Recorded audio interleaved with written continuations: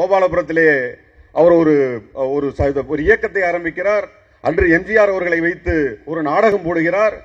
தந்தை பெரியார் அவரோடு இணக்கமாக இருக்கிறார், எம்ஜிஆரோடு இணக்கமாக இருக்கிறார். அண்ணாவை தெரிந்திருக்கிறது, அண்ணாவை அழைக்கிறார். உடல்நிலை சரியில்லை என்றால் வர முடியாத சூழல் ஏற்படுகிறது.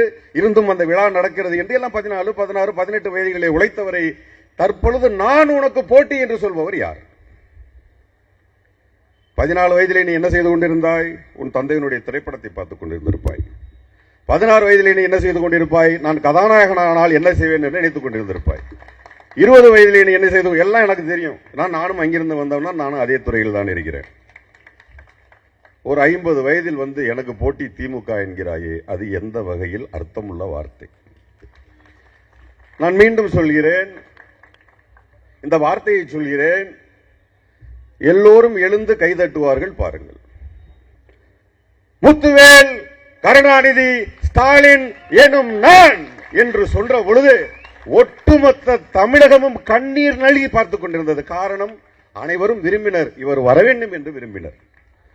நீங்கள் என்ன சொல்கிறீர்கள்?